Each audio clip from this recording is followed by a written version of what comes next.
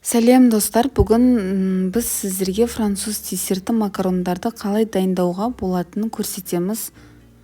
Бұл нәзік дәмді тәттілердің жасауы оңай емес, бірақ нәтижесі керемет.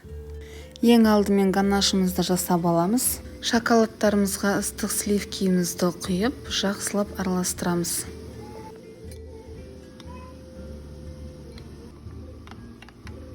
Араластырып болған соң үстін пищевой пленкамен жауып, холодильникке қойып қоямыз. Енді қамырымызды жасаймыз. Ситодан міндетті түрде сахарный пудраны и миндальный муканы өткізуіміз керек.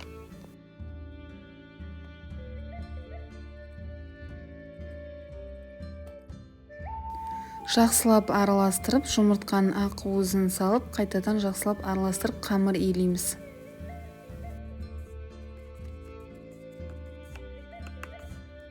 Лопатканың көмегімен қамырымызды жақсылап араластырып, біріктіріп аламыз. Дайын болған қамырымызды пищевой пленкамен бетін жауып қоямыз. Меренгамызды жасаймыз. Алдымен шекерімізді және де суымызды құйып, орташа отта қайнатып аламыз. Сиропымыз қайнаймыз дегенше меренгамызды көпіртіреміз. Жұмыртқаның ақ уызын салып, миксердің көмегімен жақсылап араластырамыз. Сиропымыз дайын болғанша. Сиропымыз қайнап 115 градуста болуы керек. Дайын болған сиропты меренганың үстіне ақырын құйып араластырамыз. Бұл кезеңде көбіктің тұрақты болып, төмен түсіп кетпейтіндей болуы маңызды.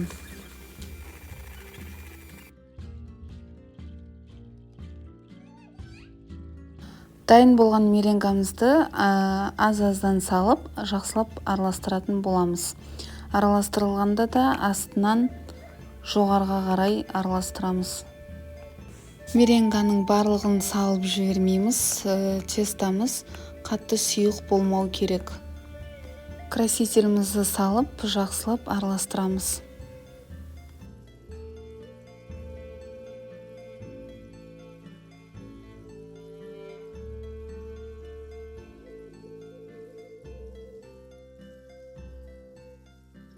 Дайын болған тестамызды кондитерский мешокқа салып аламыз.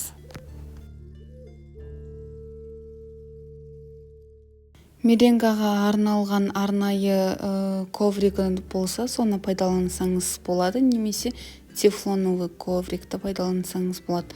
Бұл жерде мен пергаментті пайдаланғам. Дайын болған меренгамыздың бетін тегістеп аламыз.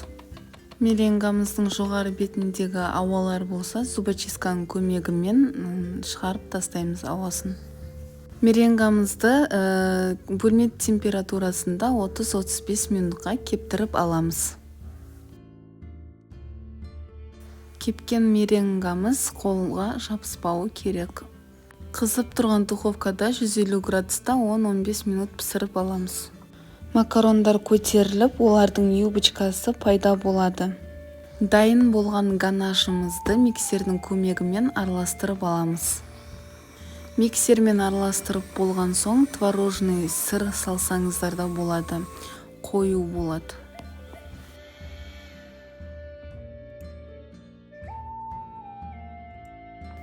Суыған макарондардың параларын тауып, ортасына кремімізді жағамыз. Макарондарымыз хрустящий, ал ішкі бөлігі жұмсақ әрі тәтті болады.